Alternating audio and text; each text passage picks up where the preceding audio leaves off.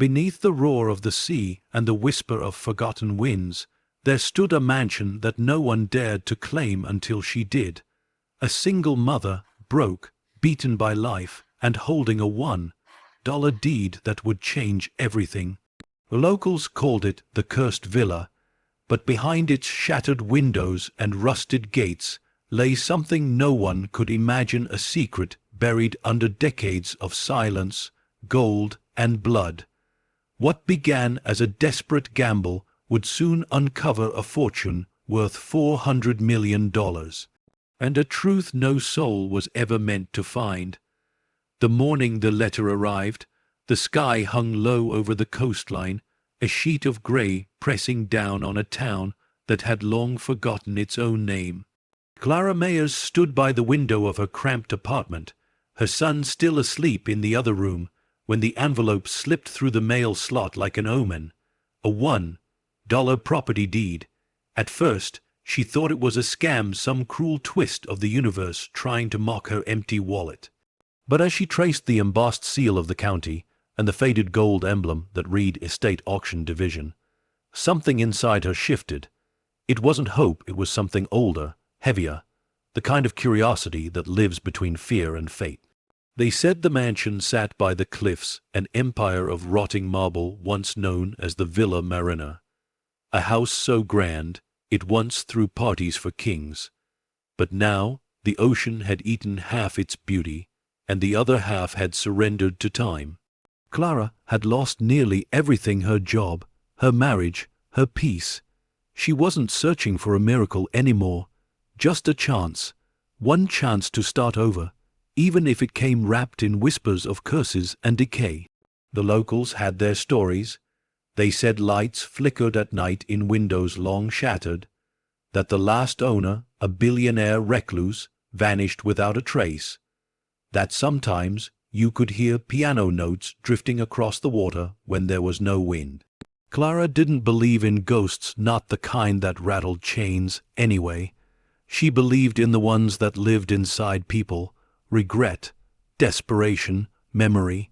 Still, when she drove up the winding road, her old sedan coughing like a tired beast, and the villa appeared through the fog her breath caught, the mansion rose from the cliffside like the bones of a fallen cathedral.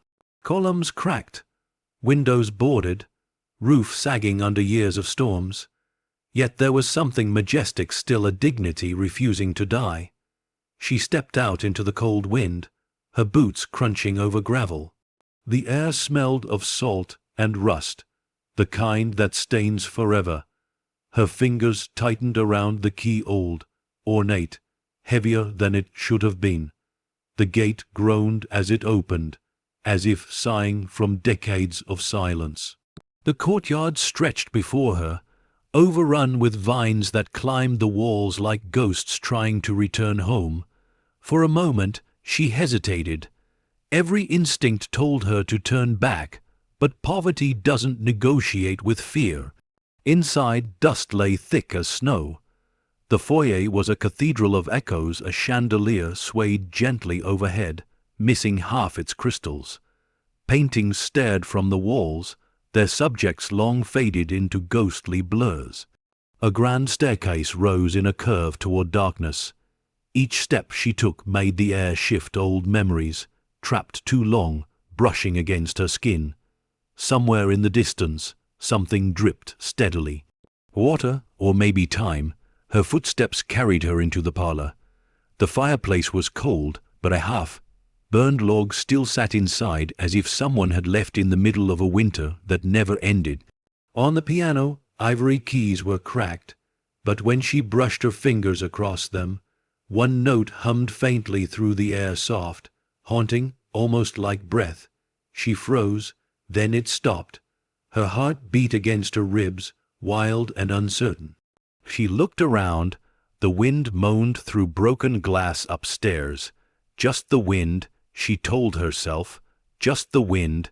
She moved deeper, drawn by something she couldn't name. The walls whispered of wealth, gilt frames, marble statues, velvet curtains now frayed to threads.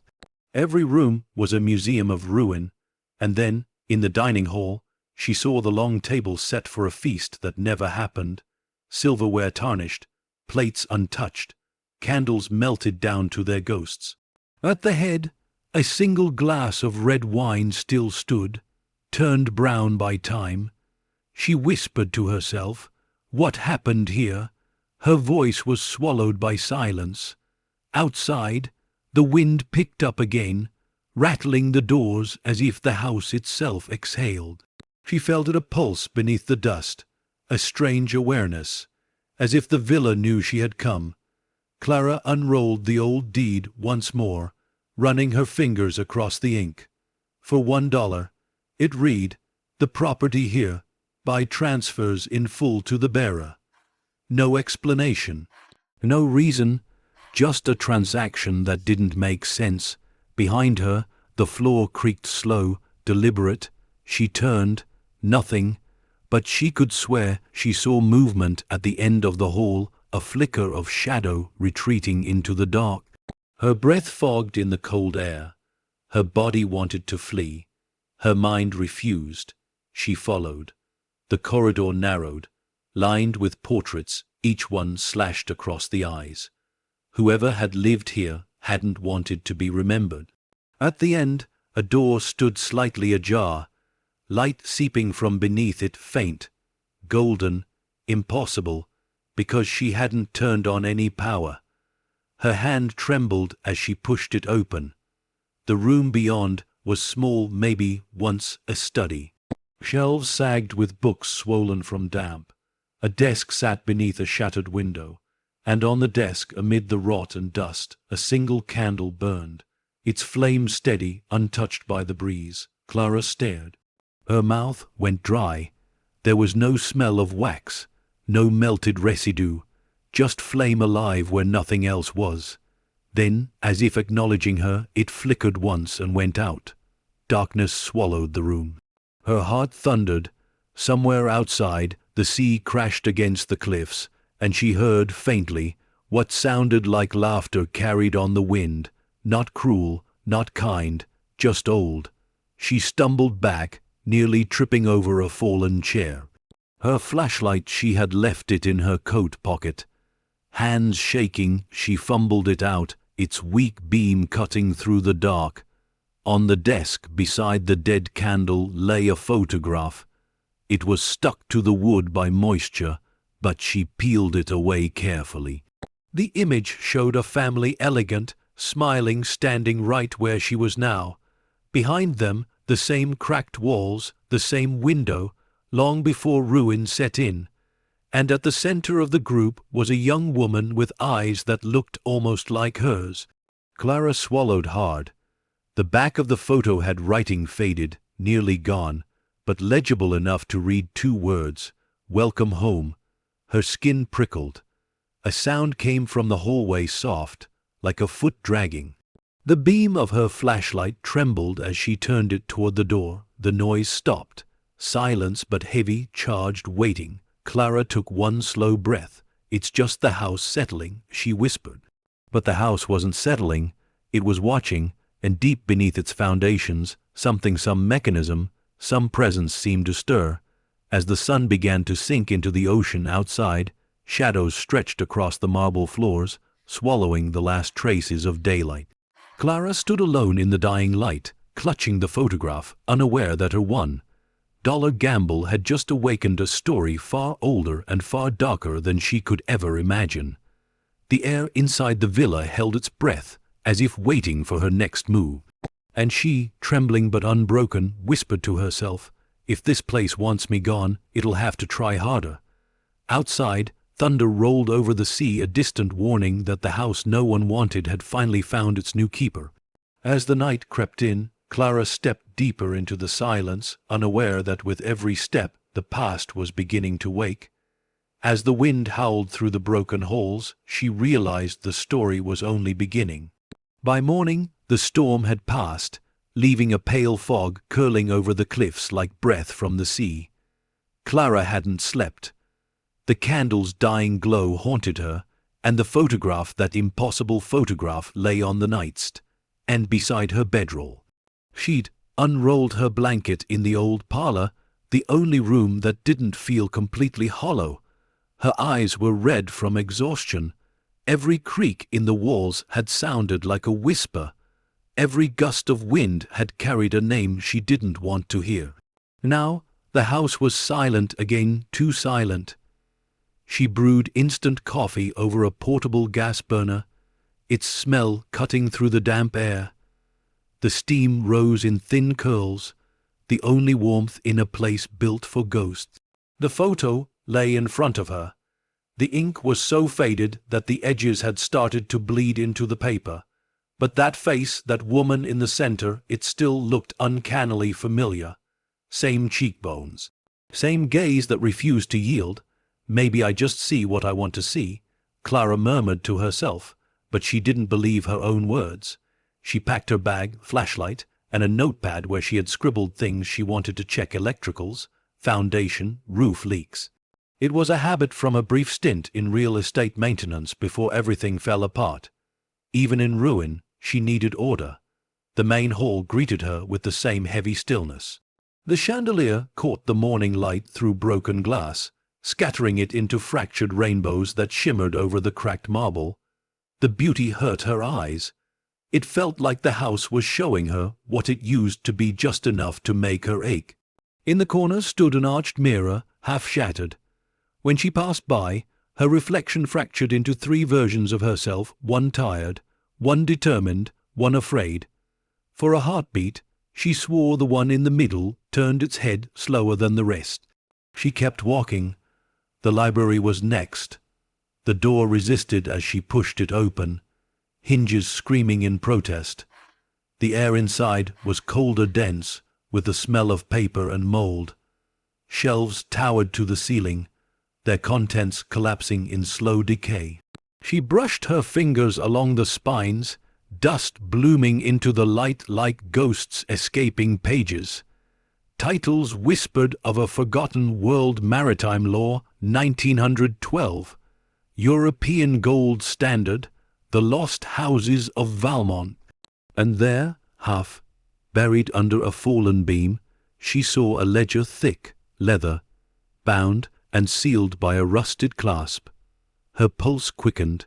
She reached for it, tugging it free from the rubble. It was heavy, far too heavy for just paper. She ran her thumb over the lock. A symbol had been carved into it, a serpent eating its own tail. Ouroboros, she whispered. The name surfaced from memory, something she'd once read long ago, a symbol of cycles, endings and beginnings. The lock refused to open. She set it aside, noticing something else on the floor, footprints in the dust. Not hers, small, scattered, like someone had been pacing near the desk recently. She froze. The hair on her arms rose. "Hello," her voice cracked the silence. Nothing answered. Still, she felt it, that same low vibration under her feet, like the heartbeat of the house, faint, steady, almost mechanical. When she turned to leave, she saw movement through the window, a flicker, dark against the fog. A figure standing by the outer gate, still as a statue. Her breath caught. She blinked, gone. The fog thickened, swallowing the view. But something inside her chest told her she hadn't imagined it. She stepped outside into the courtyard, gravel crunching beneath her boots. The sea crashed below, relentless, echoing against the cliffs. Somewhere beneath that sound, she thought she heard faint music again, the piano. Slow, deliberate, playing just beyond hearing. She turned toward the house. The window on the second floor, the one above the study, was open now. It hadn't been before. Her skin went cold. "Someone's here," she whispered. But when she entered again, the house met her with nothing but stillness. The upper hallways stretched long and dark, each door closed like a secret. She hesitated at the foot of the stairs, gripping the rail. The wood was warm under her palm, too warm. She climbed, step by step. The boards moaned beneath her weight, the air thick with dust and perfume long faded. Halfway up, a faint hum filled the corridor, not sound, not quite light, but a vibration. It came from below, deep beneath the house, as if something ancient had begun to stir awake. In one of the rooms, she found what looked like an old servant's quarters, plain, narrow, with a bed frame still intact. A single book rested on the pillow, its pages yellowed and curled from moisture. It wasn't a storybook, it was a diary. She opened it carefully. April 3rd. The ladies' guests have arrived again. They never stay long. They whisper of ships and gold and ledgers. I hear things I shouldn't.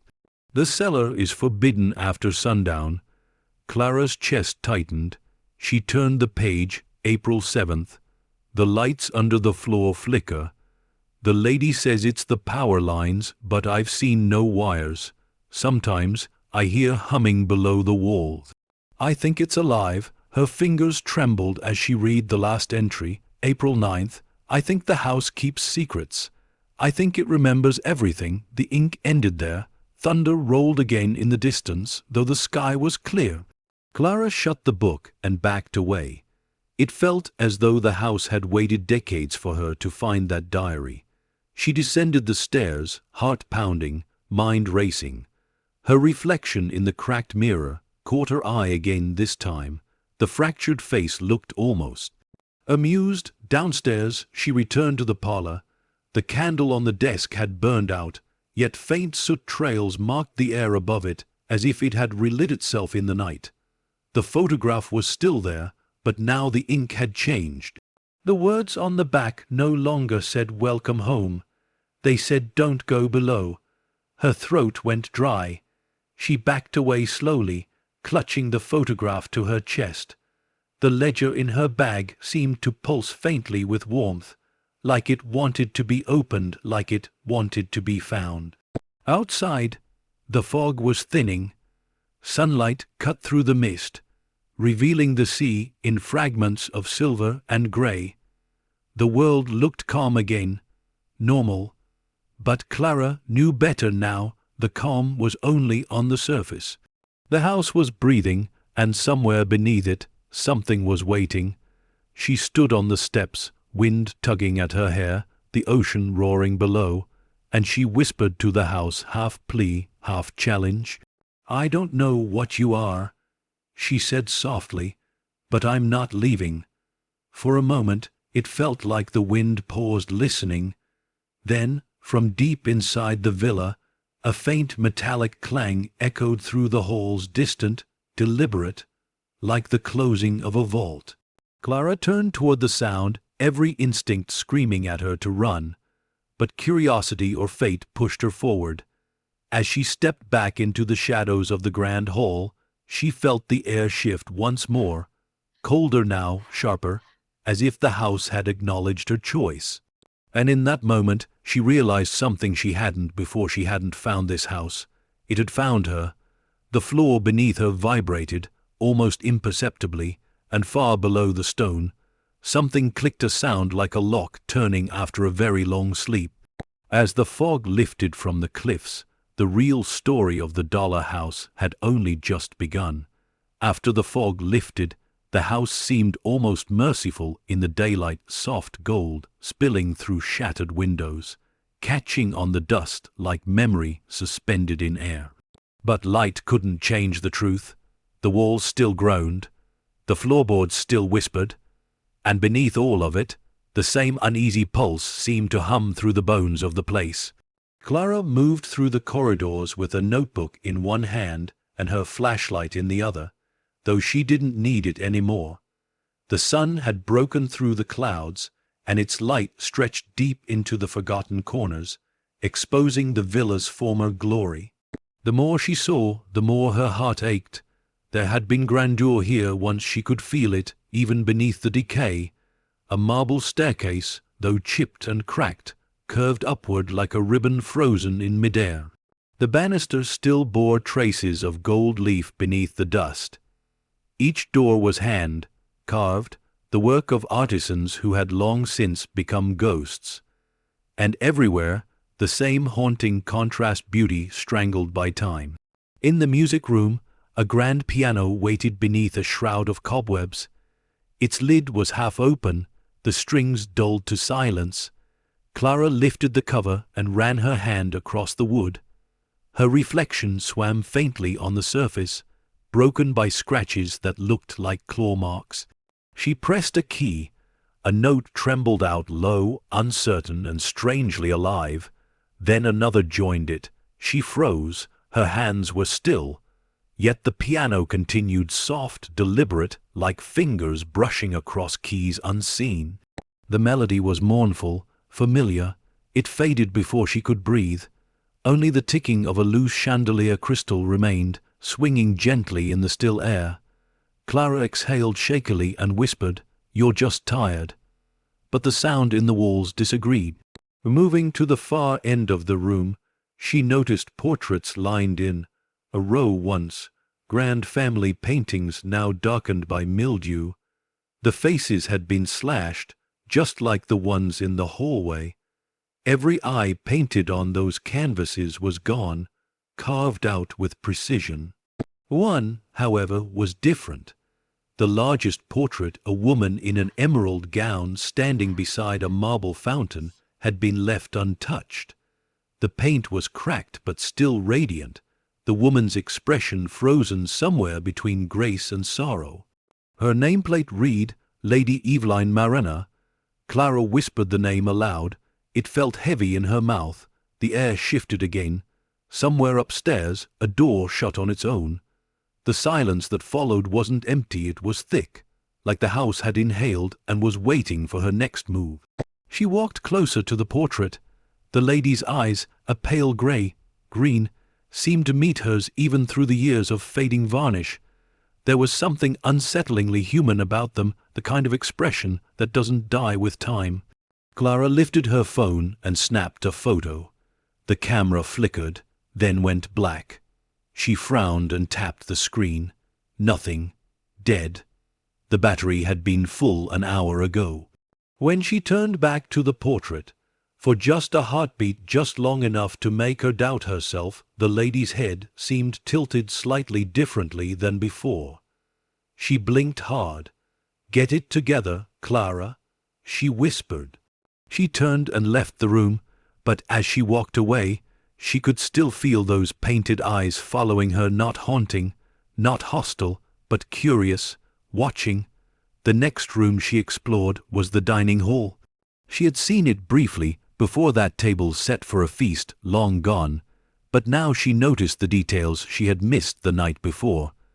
The candelabras were gold, hand-forged. The cutlery bore crests from different countries, France, Italy, Russia, as though guests from across the world had once gathered here. On the far wall, a mural stretched from floor to ceiling, depicting a ship sailing into stormy seas. The vessel bore the same serpent emblem she'd seen on the ledger's clasp. She stared at it, heart quickening. The inscription beneath the mural read, "Fortune favors the silent." That phrase pulsed in her mind like an echo. She didn't know why, but it made her skin crawl. She wrote it in her notebook. The air inside the dining hall was colder than the rest of the house. Her breath fogged slightly. Somewhere deep within the walls, that same distant hum began again, faint, mechanical, almost rhythmic.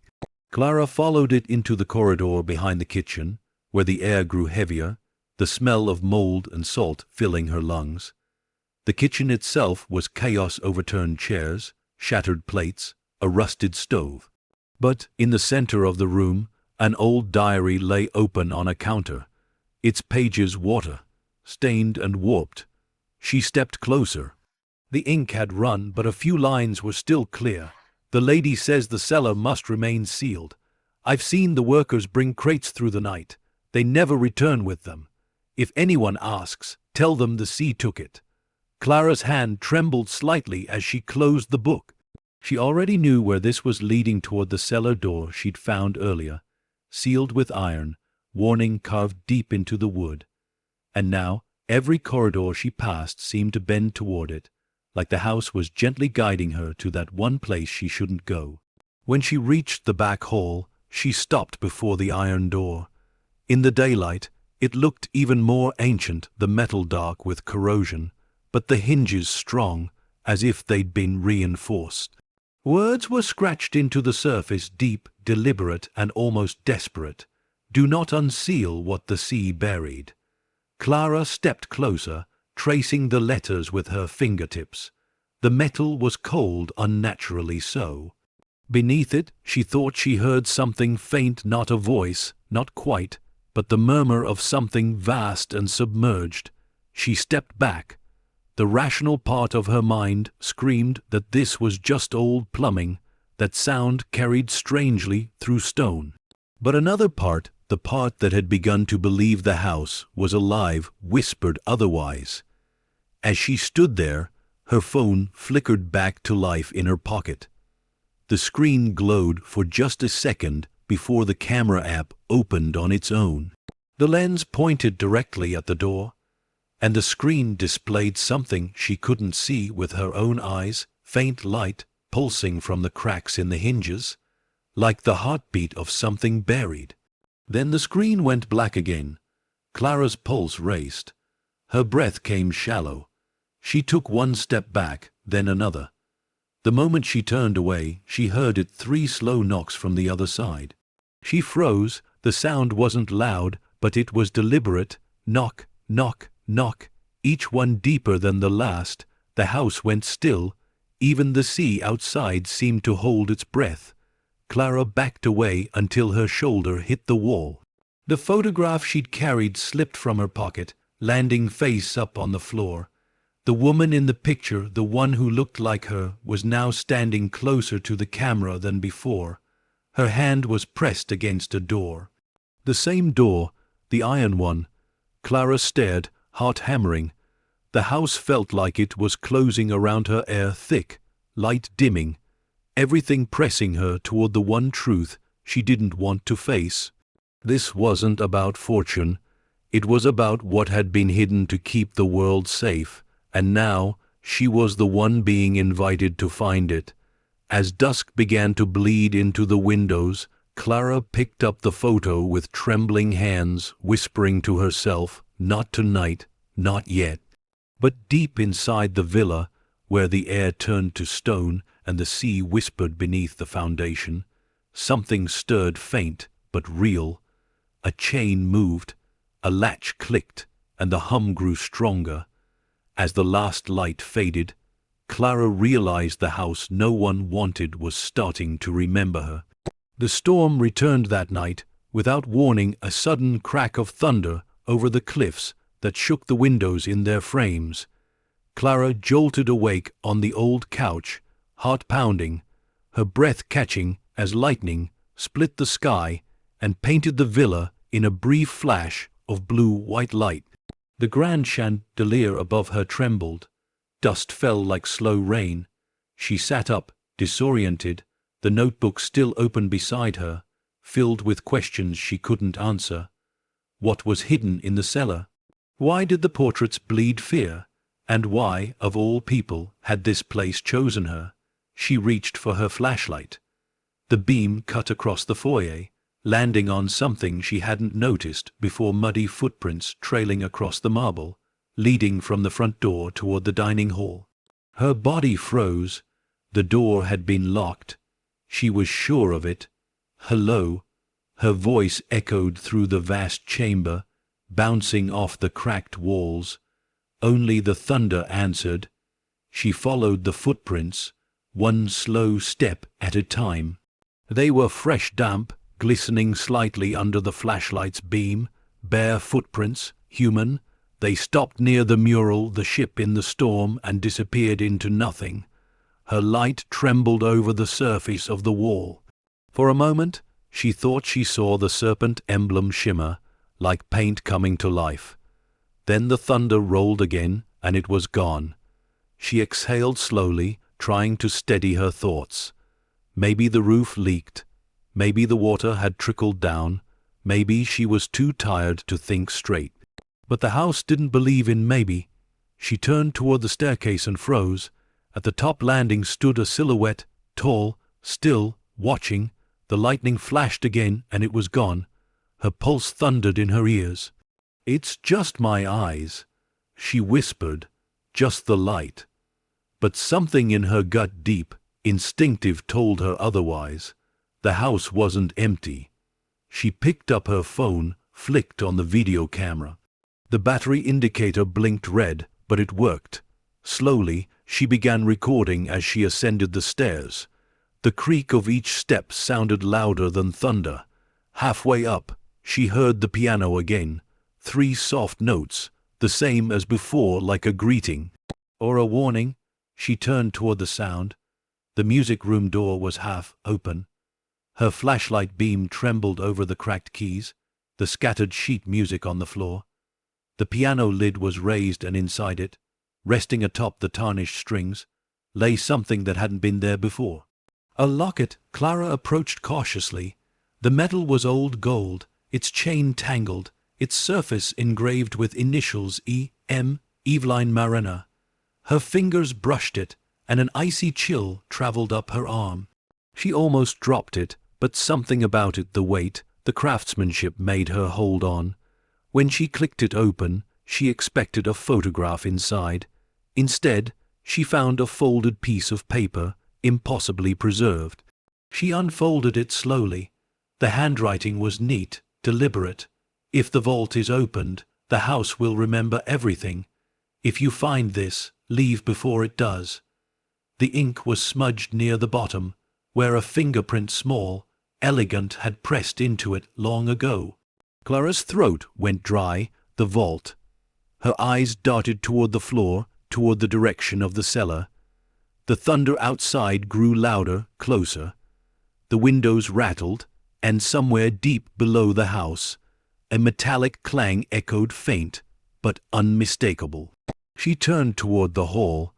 The lights flickered, not the electrical ones, there were none, but the candle in the study, the one that had burned itself out. It was glowing again. Drawn as if by an invisible hand, she followed it. The hallway stretched long and endless. The walls seemed to pulse faintly in the candlelight, breathing with her. Each step she took echoed twice, once from her feet, once from something behind her. When she reached the study, the candle was burning bright, steady, as if defying the storm outside. The flame didn't flicker once. On the desk lay the ledger she had found earlier, open now, though she hadn't touched it. The pages fluttered, turning themselves in the wind that wasn't there.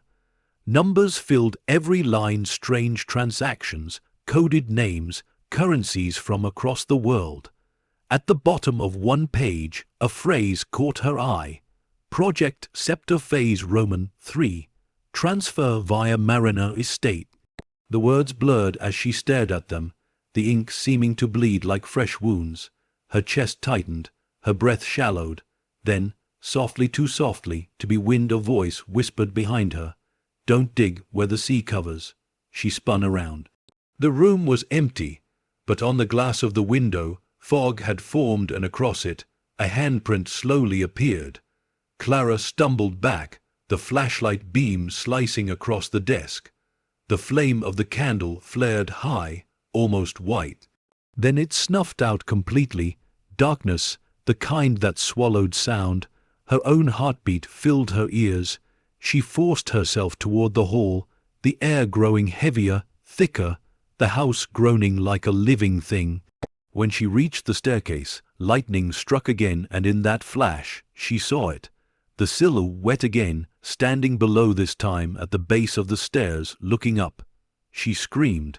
The sound echoed off every wall, coming back to her like the house itself was mocking her fear.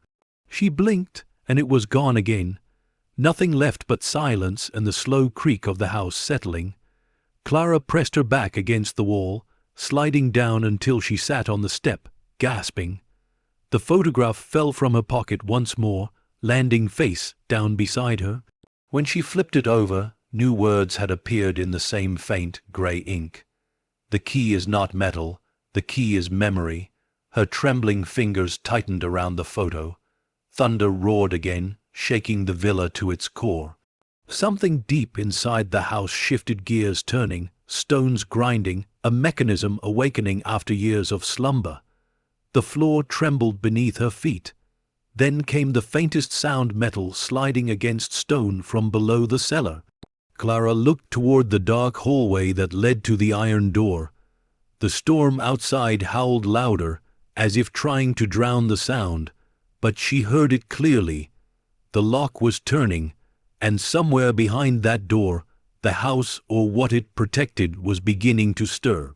Clara stood, drenched in fear and awe, whispering into the silence, "What are you hiding from me?" The sea crashed violently against the cliffs, lightning flooding through the windows one last time, illuminating the portrait of Lady Eveline. And this time the painted woman was smiling. As the storm swallowed the night, Clara realized the house was no longer sleeping, it was listening. By dawn, the storm had drifted out to sea, leaving the cliffs veiled in mist once more. But the silence it left behind felt different, denser, as if the villa had absorbed the thunder and now held it in its walls. Clara hadn't slept again. The sound from beneath the floor still echoed in her mind, that slow, deliberate click of a lock turning somewhere below.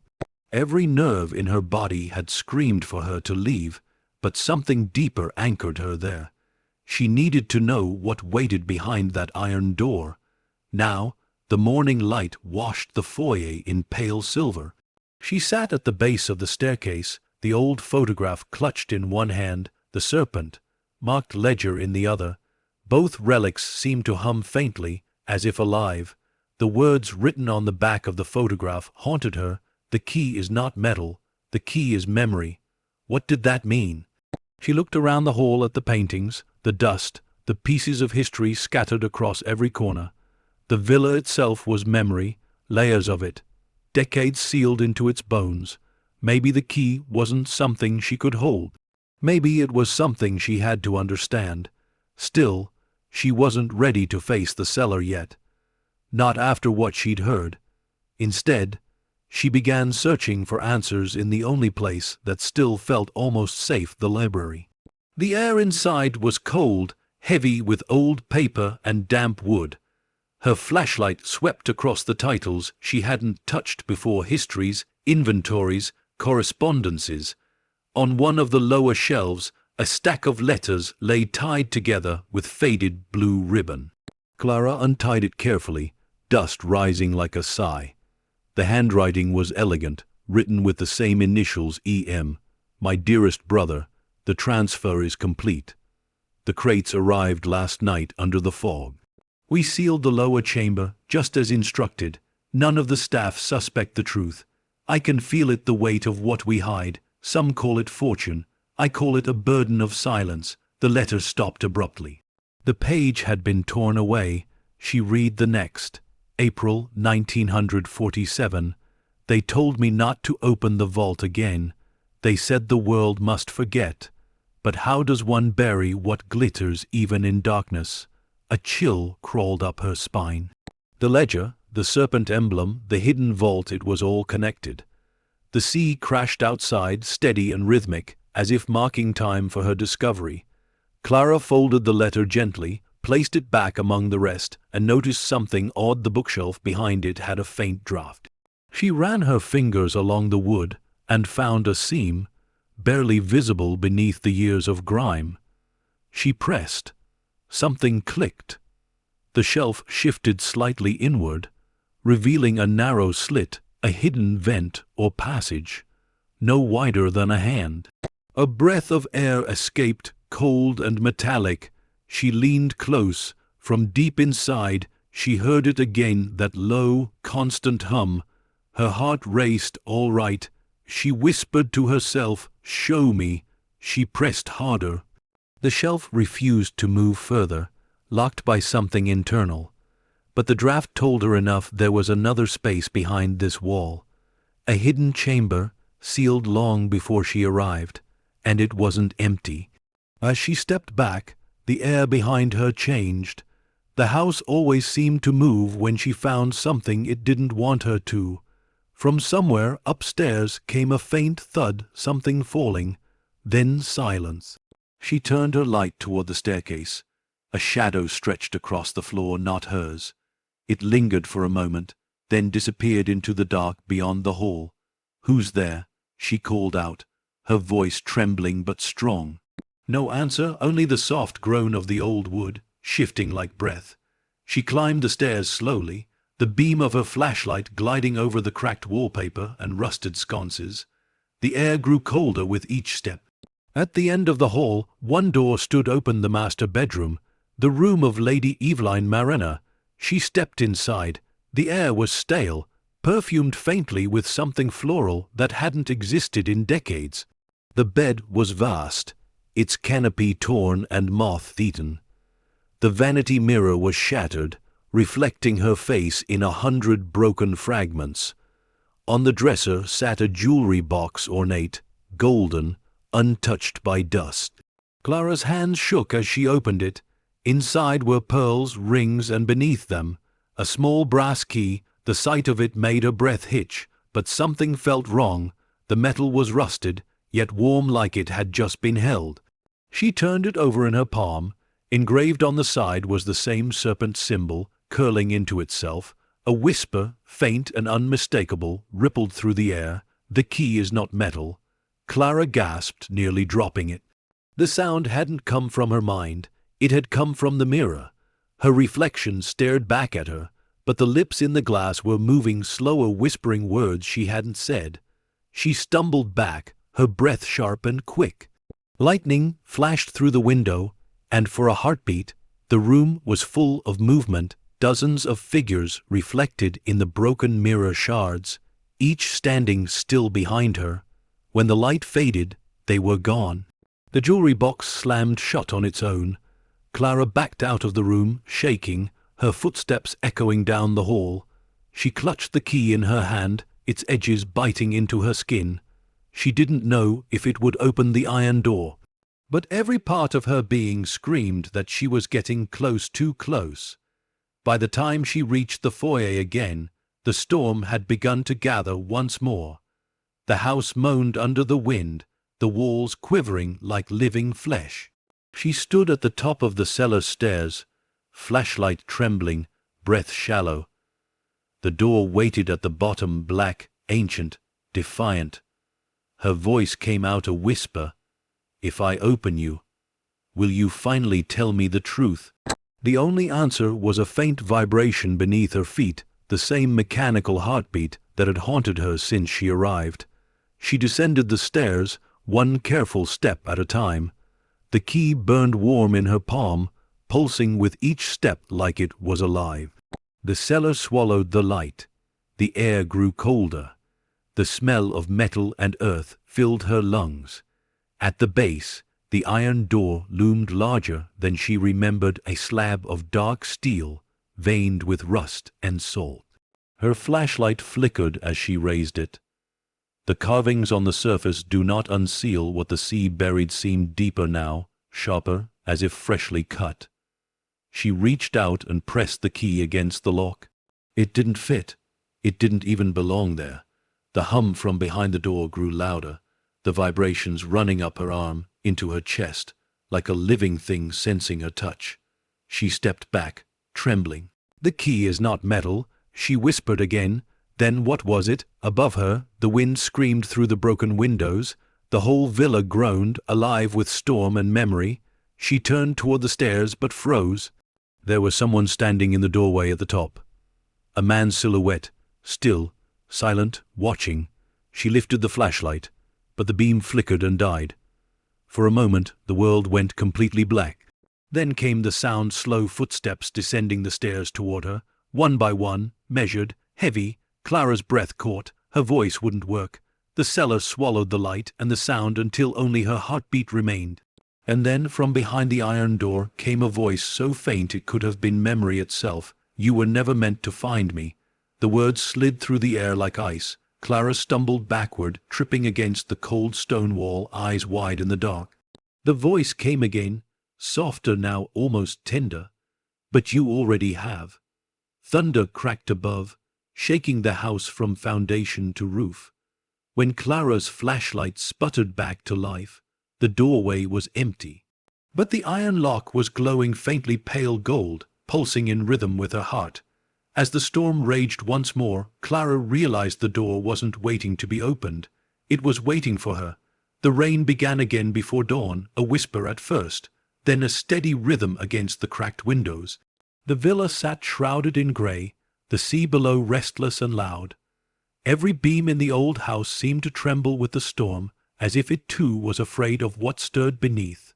Clara hadn't moved from the cellar steps all night.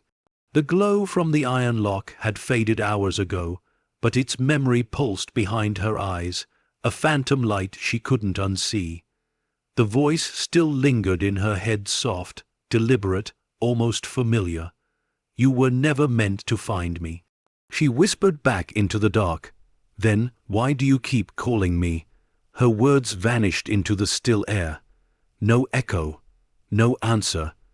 Only that faint, rhythmic hum beneath the stone, the heartbeat of something buried far below. She forced herself to stand, gripping the flashlight until her knuckles whitened.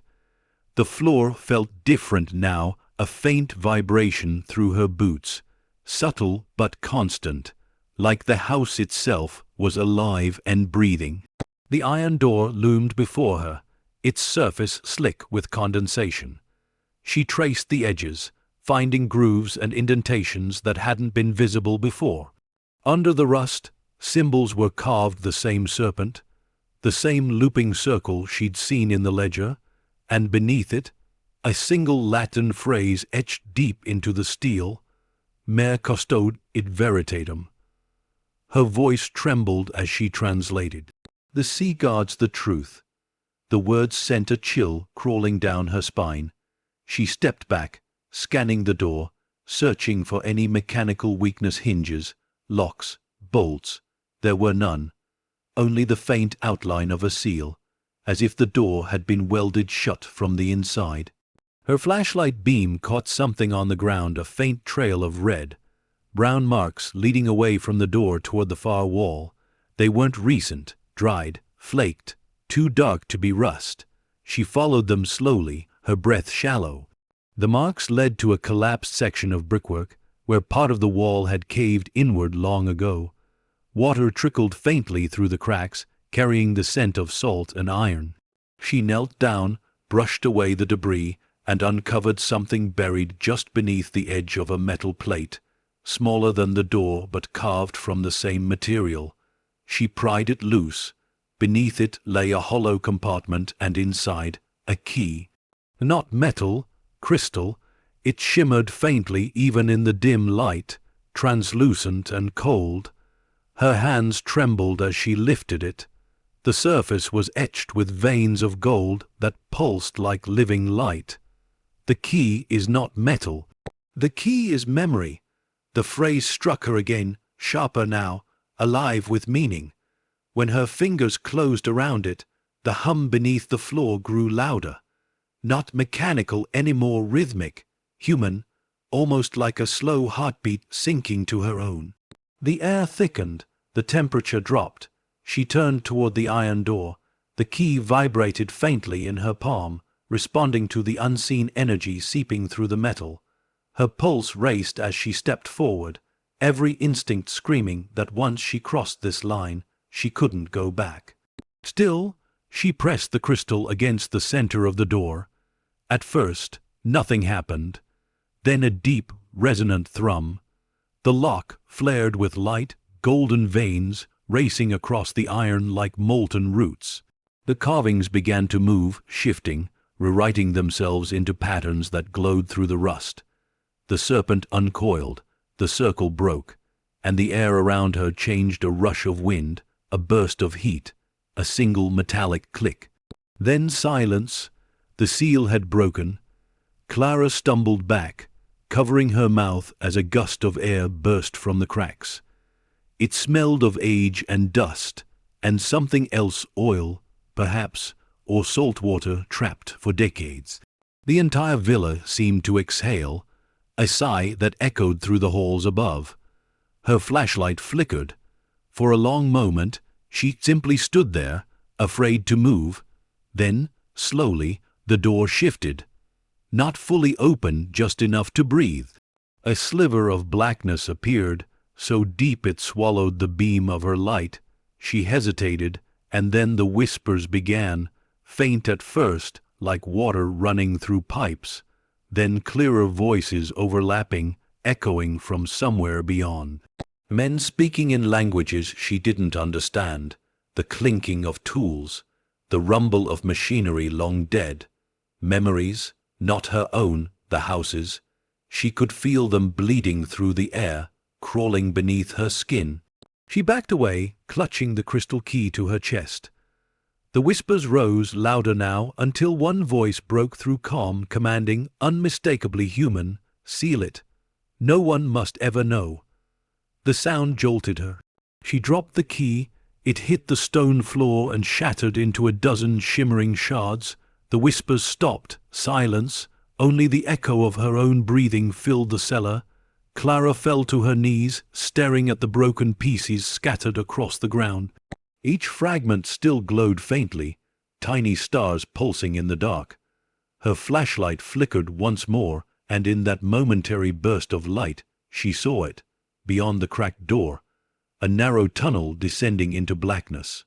The walls lined with old stone, slick with moisture, faintly glinting with veins of something metallic, and at the end of that tunnel, light, not bright soft, golden, flickering like a distant flame.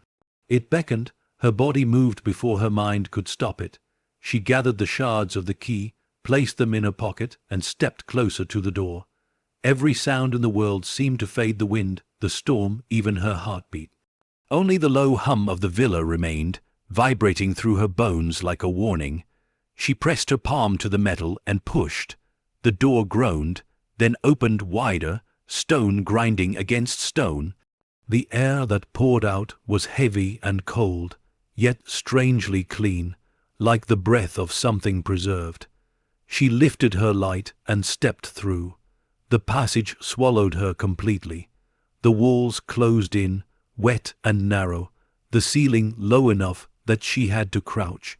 Her flashlight caught glimpses of old cables running along the wall's wires, pipes, forgotten infrastructure. Every few steps, she saw strange markings etched into the stone: the serpent again, the circle, the words she now knew too well. The sea guards the truth. Her heart hammered as she descended deeper. The tunnel curved, twisting toward the heart of the cliff. The air smelled faintly of brine and electricity. Then, suddenly, the passage opened into a small chamber.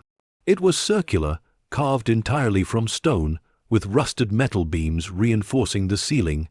In the center stood a desk, and on it, an object covered by a sheet of oilcloth. She approached slowly, her flashlight beam shaking over the edges of the room. Papers lay scattered across the floor, brittle and yellowed, all stamped with the same crest, a serpent wrapped around a crown. The hum grew louder. Clara reached for the cloth, her hand trembling, and pulled it away. Beneath it stood a steel case, rectangular, sealed tight, its surface marked by symbols identical to those on the iron door. Her reflection flickered on its surface, and then, for a fraction of a second, it wasn't her reflection at all.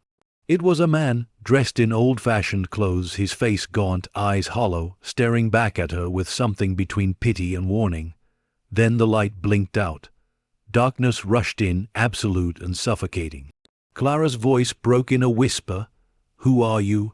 The hum answered, deep, resonant, alive, and through the darkness came the sound of a latch shifting inside the steel case. As the first hinge groaned open, Clara realized she hadn't discovered a vault. She had awakened it.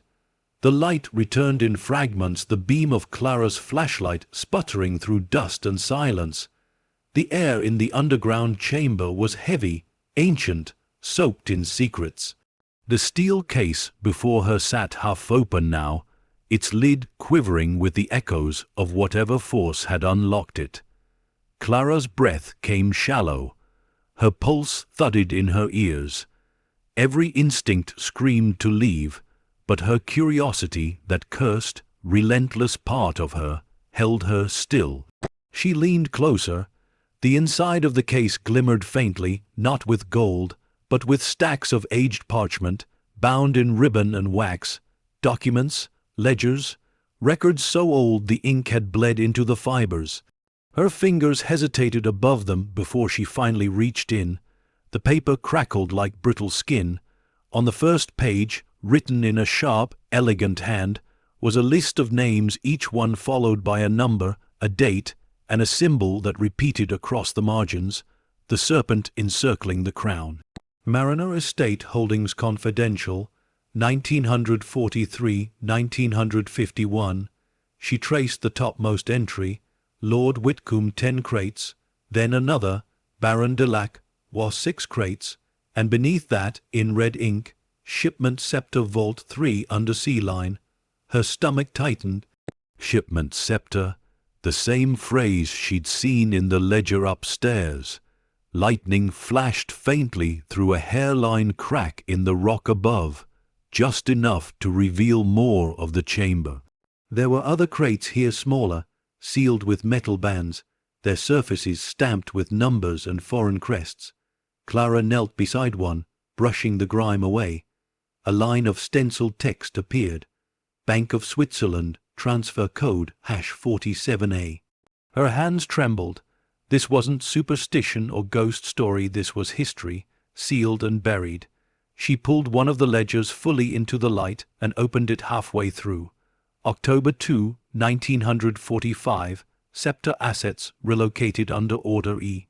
The Sea Vault complete, all entries finalized, payment transferred to Mariner Trust, overseen by the lady, she murmured, Eveline Mariner. The realization settled cold in her chest. The noblewoman in the emerald portrait hadn't been a victim of history, she had orchestrated it. Thunder rumbled overhead, rolling through the ground like a growl. The vibration made the loose pages tremble. A few slipped from her hands, scattering across the damp floor. As she gathered them, one page caught her eye, not typed, but handwritten, hurried and uneven. If anyone finds this, the gold is not what it seems. They hid more than money here, they hid guilt. Clara froze. Another flash of lightning illuminated a phrase beneath, written in smaller ink. Names, governments, generals, traitors. All bought silence, all buried under Project Scepter. Her throat went dry. This wasn't treasure. This was evidence. Evidence of corruption, conspiracy, fortunes built on blood. She stared at the words until the letters seemed to blur. Her vision swam with shock, fear, a sense that history itself was staring back at her, demanding to be seen. A sudden clang jolted her. Something had shifted behind her, metal against stone. She spun, flashlight darting across the chamber. The iron door at the tunnel's mouth had moved. It was closing. No, she sprinted toward it, but the massive slab sealed shut with a roar that shook the walls. Dust poured from the ceiling, and the chamber plunged into semi-darkness. Her flashlight flickered again, struggling to stay alive. The hum that had haunted her since she arrived swelled, louder now, as though awakened fully. Then came the whisper, low, surrounding her from every side. You opened what should have stayed buried. Clara pressed her back to the cold stone, scanning the shadows. Who's there? No answer. Just the rhythmic echo of dripping water and her own ragged breathing. The whisper came again, closer. Every name you read has a ghost attached to it. The words rippled through the air, vibrating against her skin. Her flashlight's beam darted wildly until it caught something she hadn't noticed before, a mirror set into the far wall, half covered in dust and grime. She approached it cautiously, her reflection warping in the uneven glass. The inscription along the top edge read, Memento Custodium, remember the guard. The reflection behind her shifted, not movement, memory. The mirror came alive with a flicker of images. Men in suits signing documents, crates being loaded into boats under moonlight. Eveline Mariner standing on the docks with a folder pressed to her chest. Her face glowed pale in the reflected stormlight, her expression calm, resolute.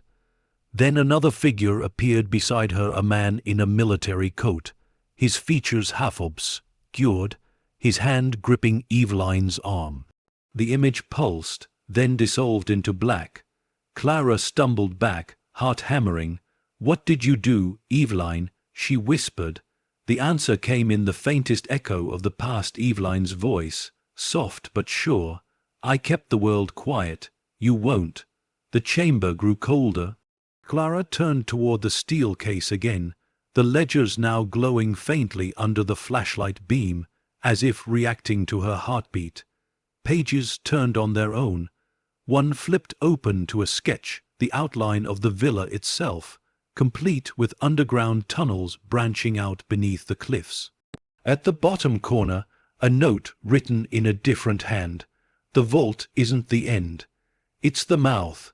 She stared at the map until her mind began to piece it together. The villa wasn't built over a foundation. It was built over a network of hidden tunnels stretching into the rock and perhaps out to sea. Lightning struck again, closer now. She looked up, realizing the ceiling above her, the cliff itself, was cracked, thin. The sea roared somewhere beyond it, muffled and relentless. If the storm kept raging, the entire chamber could flood. She gathered as many ledgers as she could fit into her satchel, shoving pages between folds of her jacket. Her flashlight beam caught one final entry before she turned to leave a line written across the last page in faded red. "If you find this, the debt still lives. The gold is cursed not by spirits, but by silence." The words struck deep. Thunder rolled once more, closer, angry. The sea's rhythm echoed through the stone like a countdown. Clara looked back at the iron door. It was sealed tight. No handle, no mechanism. Then, faintly a hiss. Steam seeped from a crack near the hinges, followed by a low grinding sound, mechanical and wet. The lock was moving again. She stepped back, clutching the satchel. "Come on, open." The mechanism shuddered, then released. The door groaned as it began to shift open once more, revealing the tunnel bathed in a dim, golden light. But she wasn't alone anymore. Footsteps echoed from the passage, slow, steady, deliberate. A shadow moved within the glow. Not ghostly, human, someone else was down here. Clara's breath hitched. She turned off her flashlight, heart pounding in the dark, listening. The footsteps paused. Then a man's voice called softly through the tunnel, deep, cold, familiar. "Mrs. Mayers, step away from the vault." Her blood ran cold. The voice didn't belong to the dead. It belonged to the living. As the storm crashed above the cliffs, Clara realized the villa's ghosts weren't all from the past. Some had been waiting for her return. The air inside the tunnel thickened with dread. The man's voice echoed against the wet stone, calm, composed, but carrying the weight of someone who wasn't guessing. He knew who she was. He knew why she was here. Clara froze, her back pressed to the cold wall of the chamber. Her breath fogged the air, shallow and silent. Every instinct screamed for her to run, but there was nowhere to go. The only exit was the tunnel, the same tunnel where that voice had come from.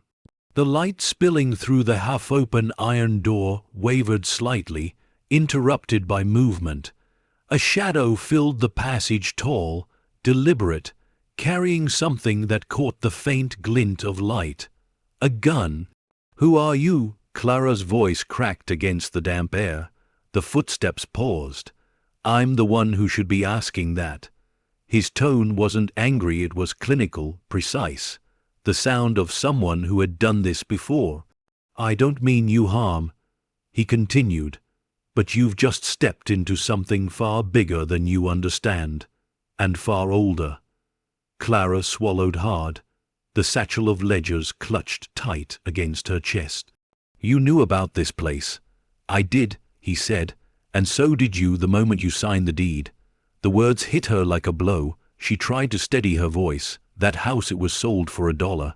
Why?" The man stepped closer. His face came into view under the trembling light. He was in his 40s, maybe 50s, with salt, gray stubble and eyes that didn't belong to a stranger. He looked like someone who'd stopped believing in redemption a long time ago. "Because it needed a new name on record," he said simply. The estate had to be reactivated. Her stomach turned. You mean bait? He didn't deny it. Lightning split the cliffs above, the sound reverberating through the stone. The tunnel flickered with pale light for a heartbeat, and in that flash she saw something strange behind him. Two other figures, half hidden by shadow, watching in silence. She stepped back. "You're not the first ones to come here, are you?" He smiled faintly, but it wasn't kind. "No, but you might be the last." The hum beneath the chamber intensified, a low, pulsing vibration that made the walls tremble. Dust fell from the ceiling, mingling with the rising scent of salt water. The man's gaze flicked toward the steel crates. "You opened the vault." "I didn't mean to." "Intent doesn't matter," he said sharply. "You triggered it." He walked past her, ignoring the gun now hanging loose at his side, eyes scanning the ledgers and scattered papers. His gloved hands brushed across them with grim familiarity. "I thought we buried this deep enough." "What is this?" Clara demanded.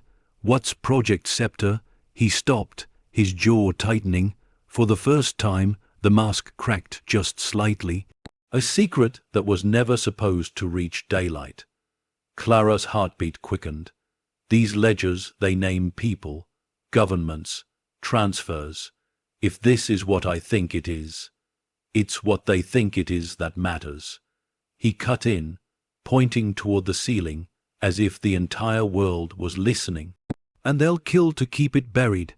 She stared at him, the sound of her breath filling the silence.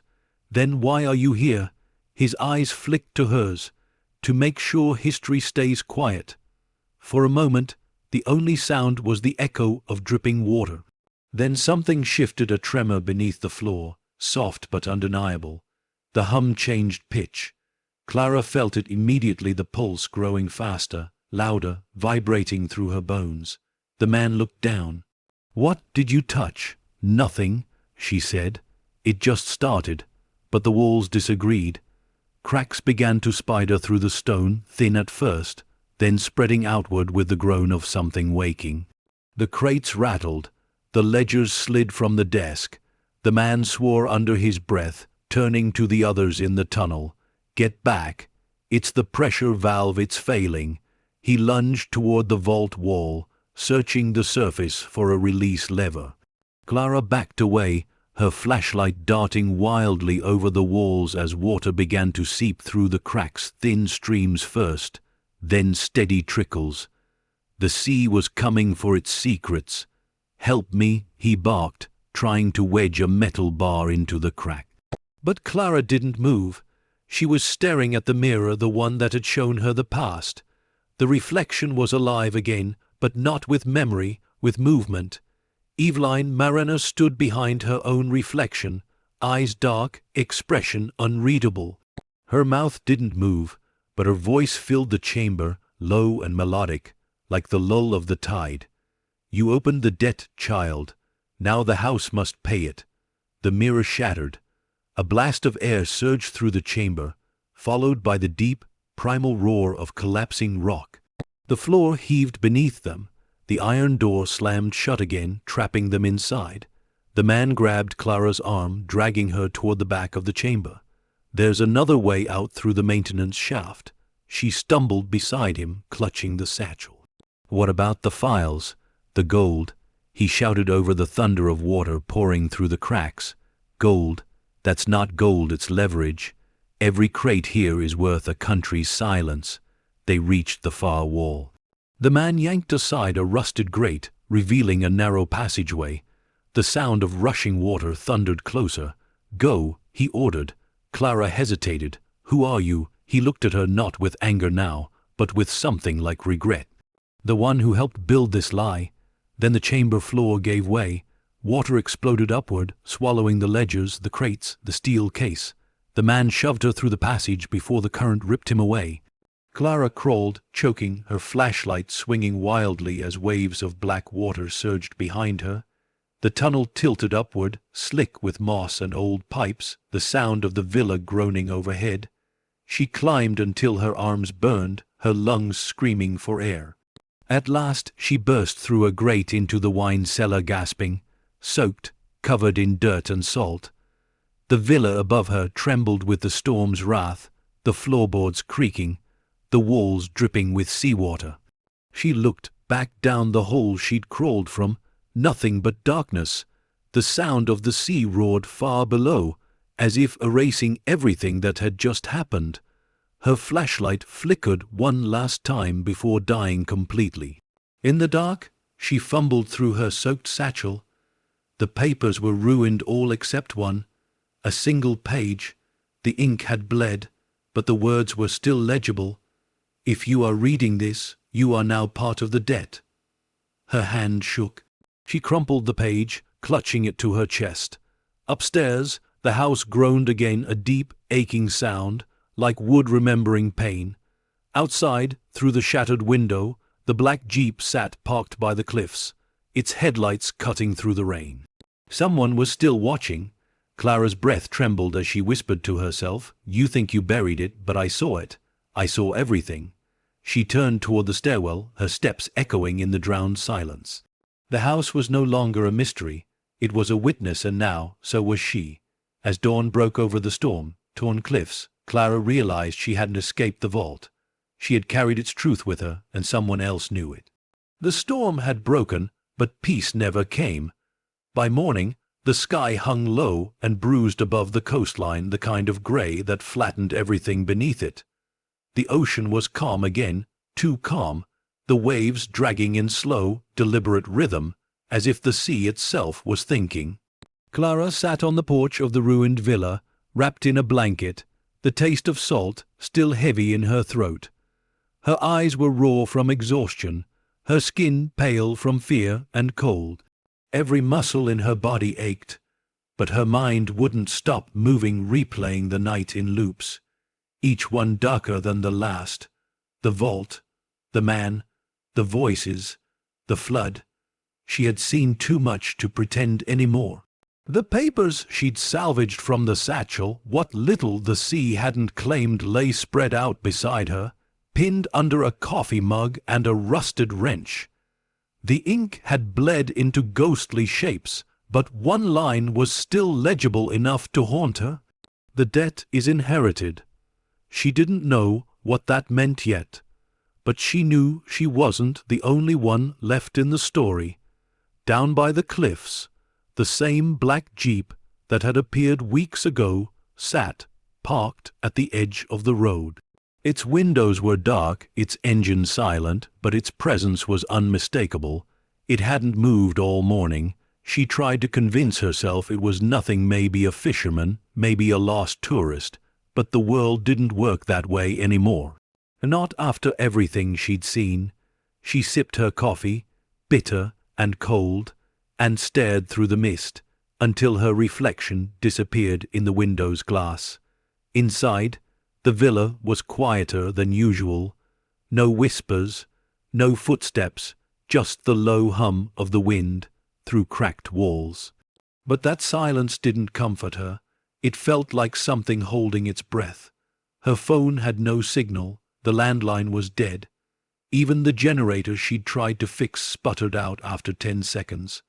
The house, the cliffs, the entire coast, it felt sealed off from the rest of the world.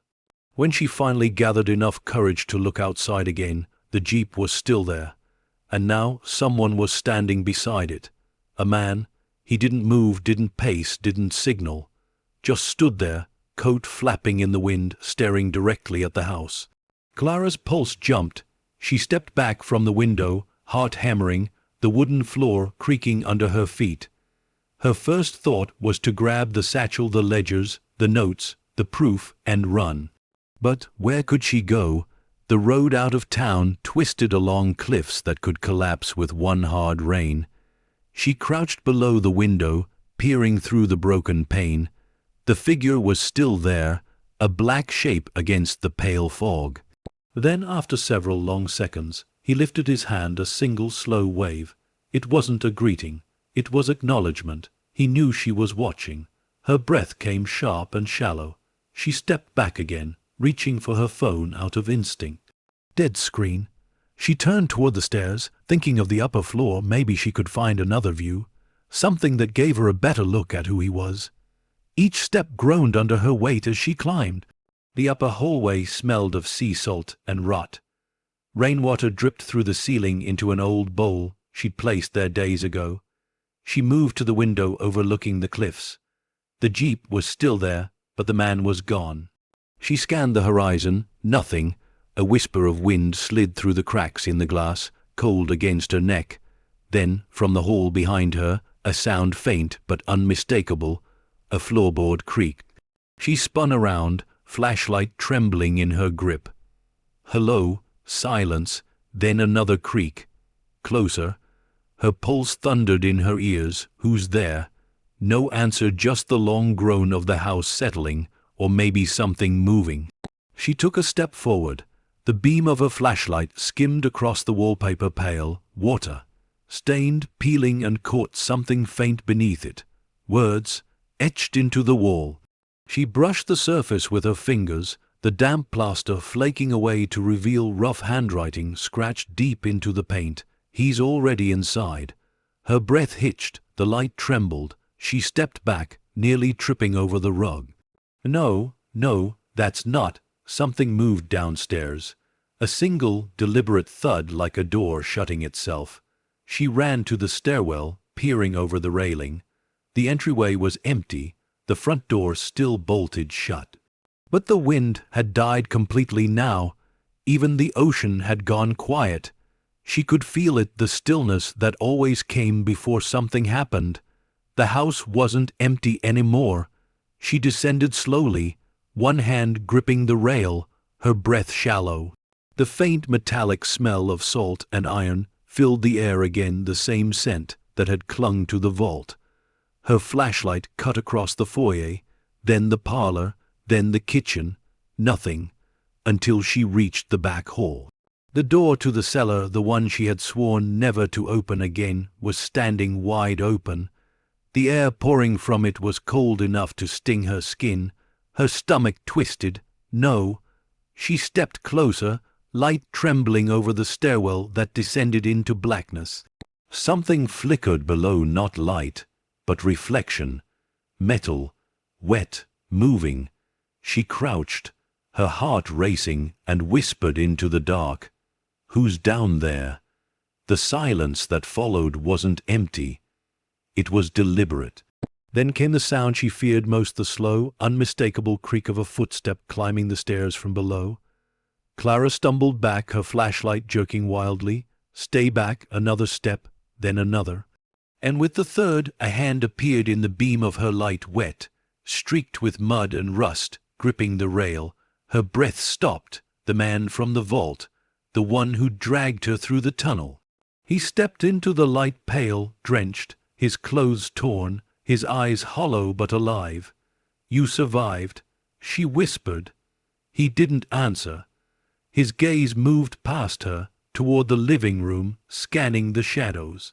Then, in a hoarse voice, he said, "He's coming." Clara's pulse spiked. Who? The man's lips trembled as he looked toward the door. The one in the jeep. She turned toward the front windows, heart pounding, but the glass was fogged from the inside now. She wiped it with her sleeve, her reflection staring back at her, terrified, pale, and beyond it, two red taillights burning through the mist. The jeep's engine started, headlights flared. The sound of the motor was low, mechanical, deliberate, and it wasn't driving away. It was coming up the path. The man staggered forward, gripping her arm. You need to hide. He's not here for me. The floorboards vibrated as the engine drew closer. Gravel cracked beneath tires outside. Clara's mind raced. Who is he? The man's expression was hollow, almost defeated. The collector. What does that mean? But he didn't answer. His eyes were fixed on the window, where the headlights now washed across the parlor walls, casting their shapes, hers, his, and something else. A third shadow. It was already standing at the front door. As the engine idled in the storm's silence, Clara realized the ghosts of the villa weren't her only hunters. The living had finally come to claim what the dead had left behind. The headlights burned through the villa's shattered windows, cutting across the walls like searchlights sweeping a battlefield. The air inside felt charged, humming with that terrible in-between silence the moment before intrusion. Clara stood frozen near the staircase, her back pressed to the rail, heart pounding against her ribs. The drenched man beside her, the one she thought had drowned, was breathing in shallow, ragged bursts. His eyes darted toward the door as though he could already see through it. The jeep's engine idled outside, low and patient. Then it stopped. The silence that followed was worse than the noise. Clara whispered, "We have to move." He didn't argue. He pointed toward the back corridor, toward the servants' passage that wound behind the kitchen, the same route she had never explored. They slipped into the shadows, careful not to let the floorboards betray them. The storm outside began to rise again, the wind battering the old shutters, masking the faint creak of their footsteps. As they passed the kitchen door, a sound shattered the stillness, 3 sharp knocks on the front door. The kind that didn't ask for entry. They both froze. Then, a voice, low, calm, almost polite. Clara Mayer's. Her blood went cold. The man turned to her, mouthing silently, "Don't answer." But whoever stood outside already knew she was listening. The voice came again, this time softer, almost friendly. "You've been busy." The doorknob turned once, twice, then stopped. Clara gripped the wall for balance. The man gestured for her to move faster, leading her down the narrow passage. The walls were close here, the air damp and stale with the smell of earth and rot. She had to crouch slightly, her shoulders brushing the plaster. Behind them, glass shattered. The front door didn't open, it exploded inward. The sound of boots followed, heavy and deliberate. The man grabbed her wrist, pulling her deeper into the corridor. "There's a service hatch ahead, it leads to the courtyard," he whispered. Clara's breath came in sharp bursts. "Who is he? Government, private, doesn't matter. He's the one they send when silence isn't enough." The words made her skin crawl. They reached the end of the passage, where a small wooden door stood half rotted, secured by a rusted latch. The man shoved it open, and a gust of cold, salty air rushed in. The courtyard lay ahead, a graveyard of broken statues and fallen marble, the ocean crashing below. They stumbled out into the night, rain soaking them instantly. The villa loomed behind like a dying giant, its windows glowing faintly from within, flickers of flashlights sweeping through the darkness. Clara turned to run toward the cliffs, but the man caught her arm. "No, he'll expect that. The cliff road's a trap. Stay close to the house." They ducked behind a crumbling wall just as a beam of light cut across the courtyard. The collector's silhouette appeared in the doorway, framed by lightning, tall, broad, movements slow but deliberate. He wasn't rushing. He didn't need to. He knew exactly where they'd go. The man beside her cursed under his breath. "He's got thermal. He can see body heat." Clara's mind raced. "Then what do we do?" He looked at the rain pouring down, eyes narrowing. "We make the house forget us."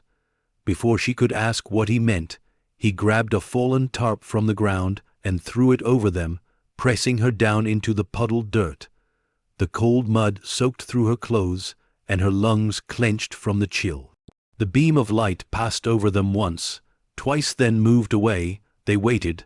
Minutes crawled by, the only sound the drum of rain and the crashing of waves below.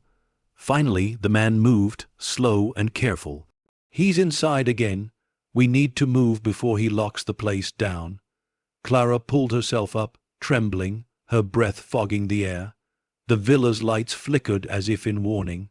Somewhere inside, the generator sputtered to life. Her house was awake again. They crept along the outer wall toward the side entrance. Every flash of lightning threatened to expose them. The man kept low, his eyes scanning the shadows. Clara followed, clutching the satchel beneath her coat. The papers inside were soaked, fragile.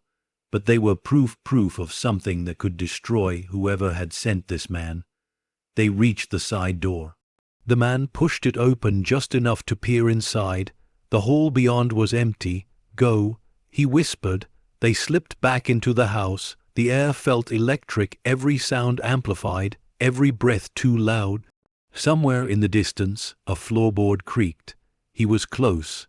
They moved toward the cellar stairwell, but Clara stopped suddenly. A faint light glowed from under one of the closed doors. The study.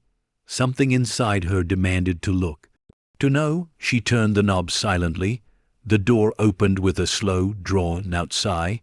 The room was empty almost. On the desk, a single object waited under the beam of a flickering lamp. A phone, her phone.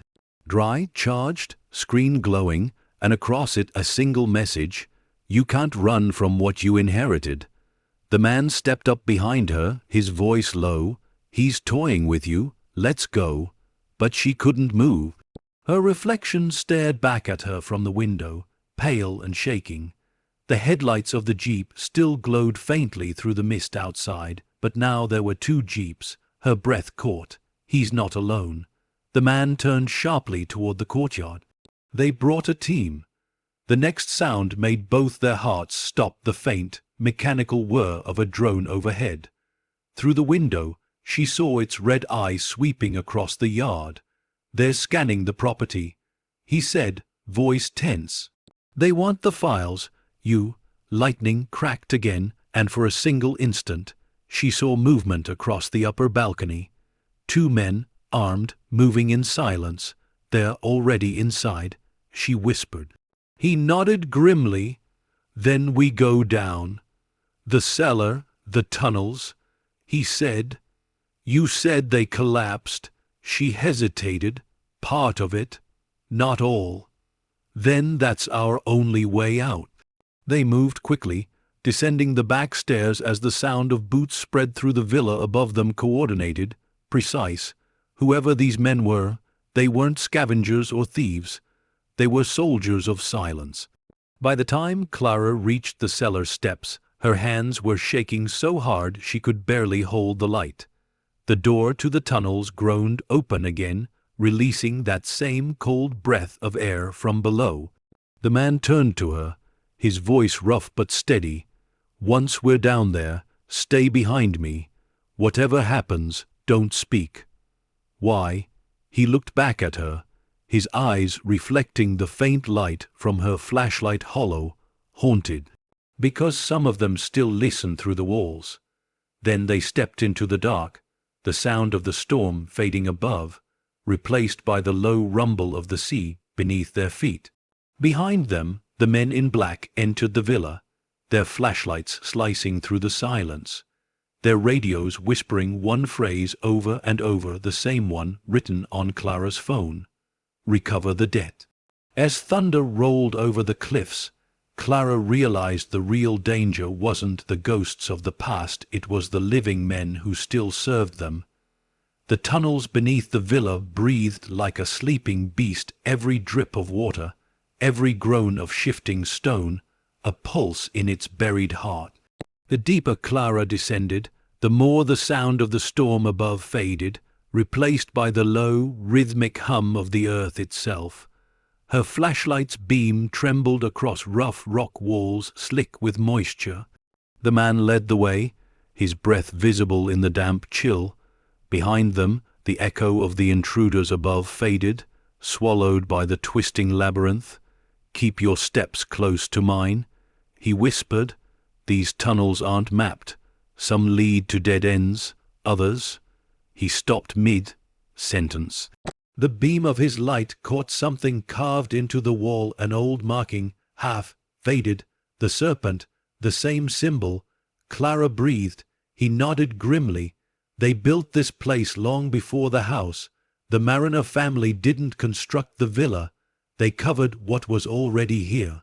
The thought rooted in her chest like ice. Then what did they find? He didn't answer. He didn't have to. The air itself seemed to respond, a faint tremor, a vibration running through the floor. They pressed on. The tunnel widened into a chamber supported by stone pillars, their surfaces carved with unfamiliar writing. The light of the flashlight revealed fragments of metal embedded into the floor cables, pipes, the remnants of machines rusted beyond recognition. Clara crouched beside one of the fragments. This isn't just stonework, it's engineered. The man's gaze swept the room, sharp and restless. You shouldn't have seen this, none of us should.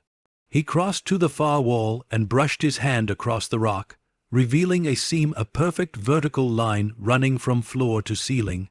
A door, buried under centuries of salt and stone. "Help me clear this," he said. Together, they scraped away the thick crust of mineral build-up, revealing the faint gleam of steel beneath. A circular emblem was etched at its center, the serpent biting its tail, surrounding a crown of thorns. Beneath it, a single word was carved in Latin, Scepter. Clara's voice was barely a whisper. Project Scepter. The man nodded. This is it, the true vault. She stepped back, heart racing. I thought we already opened it. That was the decoy, he said. The first chamber was a smokescreen, a false archive meant to mislead anyone who got this far. The real treasure was buried deeper. Lightning flashed faintly through the cracks above, a muted reminder of the storm still raging over the cliffs. Clara ran her hand along the steel. There's no lock. There is, the man said quietly, just not one you can see. He reached into his coat and pulled out a small, rectangular device dented, soaked, and wrapped in old electrical tape. This is what they used to seal it. Frequency lock, coded to pulse with the house's electrical resonance. It opens only when the generator upstairs syncs with the system down here. She frowned. You mean the power? He nodded. That flickering you saw in the villa wasn't random. It was communication, the house calling to what's buried below. He knelt by the door, setting the device against the metal. If the circuits still respond, this might break the seal, but it'll make noise, a lot of it. Clara's pulse quickened. They'll hear it. They already know we're down here. He flipped a switch. The device hissed to life, emitting a low, pulsing tone that vibrated through the chamber. The walls responded, first a faint tremor, then a deep, resonant thud that seemed to echo from within the vault itself. The sound built, layer upon layer, until it became unbearable. The steel glowed faintly along its edges, dust falling from the ceiling in trembling clouds. Clara pressed her hands to her ears. It's too loud. The man gritted his teeth, adjusting the dials. Almost there. Then, with a deafening crack, the frequency peaked. The seal broke. A blast of cold air burst from the seams, scattering dust and debris. The lights on the device flared once, then went dark, short, circuited by the surge. The man staggered back, breathing hard.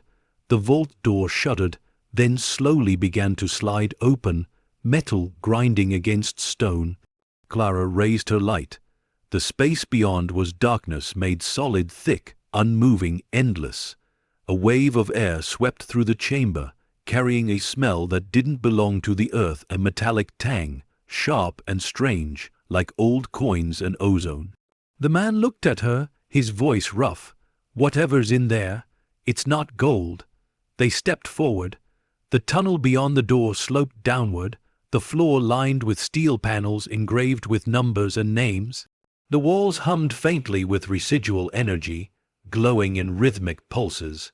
The deeper they went, the colder it became. Clara's light fell on a row of objects at the far end, stacked cases, each one marked with the same serpent emblem. The air shimmered faintly around them, as though whatever they contained distorted the very air. The man approached the nearest one and wiped away the dust. It sealed. He hooked his fingers under the latch and pulled. It resisted, then released with a hollow click. The lid opened. Inside, layers of protective cloth wrapped around oblong metal ingots, not gold, but something denser, darker. He lifted one free, his hand trembling under the weight. "This isn't bullion," he muttered.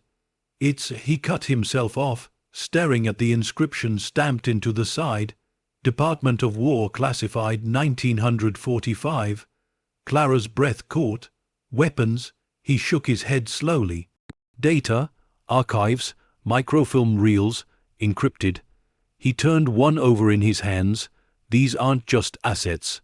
They're the records, evidence of every transaction, every transfer, every name tied to the project.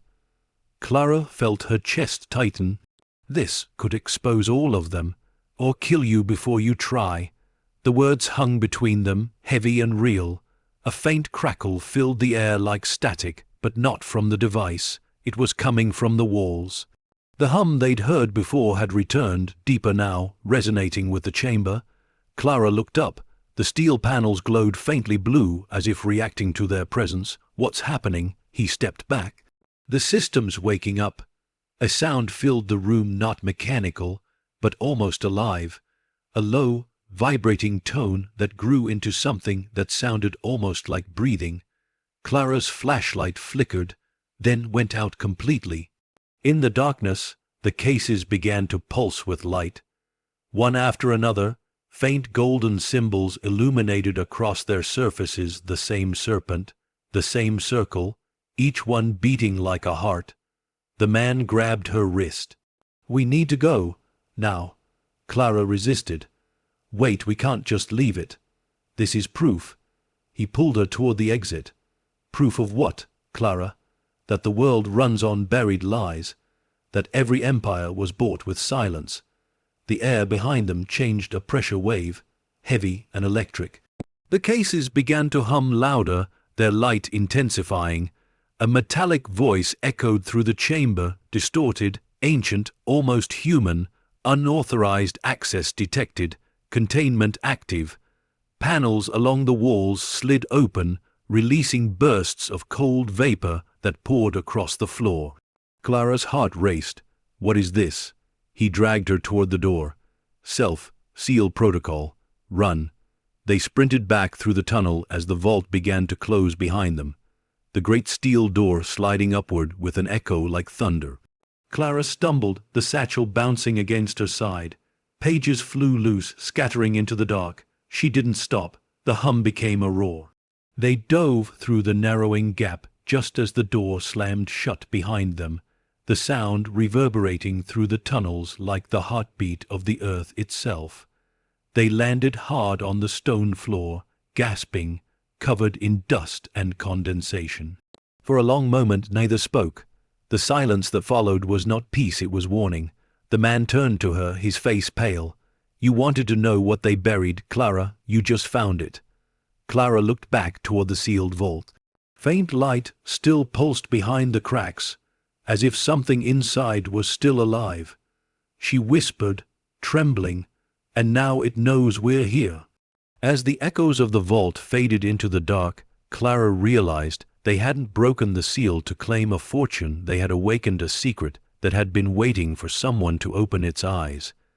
The earth above them trembled like a heartbeat trying to steady itself. The vault door had sealed behind them, but the sound of what stirred beyond it still pulsed faintly through the stone, a mechanical rhythm, slow and deliberate, like something ancient learning to breathe again. Clara's lungs burned. Her palms were bleeding from where she had fallen. The man leaned against the tunnel wall beside her, catching his breath. His clothes were torn, his face slick with sweat and grit, but his eyes stayed locked on the sealed door. "What was that?" she whispered, her voice trembling. He didn't answer right away. When he did, it was quiet, almost reverent, the end of silence. Clara swallowed hard, trying to steady her breath. "Those were archives, government records, data.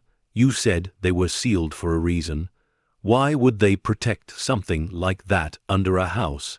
He looked at her with a kind of exhausted resignation. "Because people don't look for monsters where they expect memories. They look for ghosts, for gold, for myths. Never the truth. The truth hides in plain sight behind wallpaper, under the floorboards, in stories about curses and haunted mansions." He pressed a hand against the tunnel wall, listening. And now, because you opened that door, they'll know.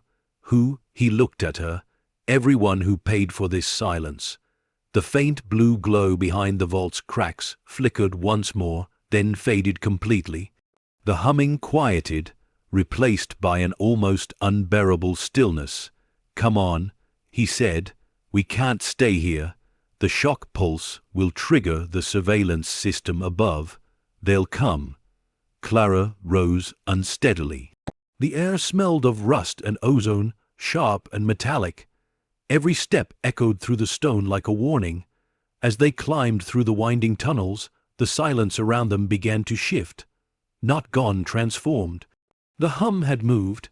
It was deeper now, further beneath them, as though the house's foundation itself had started to remember. Clara's voice trembled. I don't understand. Why would a family hide something like this? Eveline Mariner wasn't military. He gave a dry laugh, low and bitter. No, but she financed men who were. The Mariners weren't nobles, they were custodians. She was entrusted with what governments couldn't destroy. Every generation had one keeper. She was the last. Clara stopped mid-step. And now? He looked over his shoulder, eyes hollow. Now it's you. The words hit her like cold water. No, she said, shaking her head. I didn't choose this. I bought a ruined house for $1 because I was desperate. And that's exactly why they chose you. He replied. You were clean, unconnected, disposable. Her breath caught. The realization landed like a weight in her chest. She wasn't a savior. She was a cover. A faint vibration rippled through the tunnel, again distant, rhythmic. This time it wasn't mechanical. It was human. Footsteps. The man froze. They're coming. Clara's pulse spiked. How did they find us this fast? They were always close. He said grimly, that's what the collector does. He doesn't chase. He waits for the door to open. They turned sharply into a narrower corridor, crawling through the dust and dripping water. The air grew colder. Up ahead, faint moonlight spilled through cracks in the rock, an opening to the outside cliffs. Go, he urged, his voice low. I'll slow them down. Clara spun toward him, shaking her head. No, I'm not leaving you. He gave her a tired smile, not kind, but resolute. You don't get it. I helped bury this. I signed my name on the silence. You're the one who can undo it. That's your punishment, Clara, not theirs, yours. He shoved the satchel into her hands, heavier now with the few salvaged documents that had survived. Take it and go. Before she could argue, the tunnel behind them lit up, the harsh glare of flashlights cutting through the dark. Shouts echoed down the corridor, distorted by stone. He turned and ran toward them, gun drawn, his voice bouncing back to her. Run. She hesitated only a second, long enough to hear the first shot. Then she bolted. Her lungs burned as she climbed, the walls closing in around her. The tunnel angled upward, every step slick with seawater and decay. The wind from outside howled through the cracks like a warning. When she finally broke through to the surface, the cold hit her like a slap. The cliffs stretched before her, endless grey, merging into the restless sea. Behind her, the old villa stood against the storm, its broken windows glowing faintly from the lightning's flash. She looked down at the satchel. The papers inside were soaked, edges fraying, but one file stood out, a manila folder stamped in bold red letters, Scepter, Final Account. She opened it, shielding it from the rain.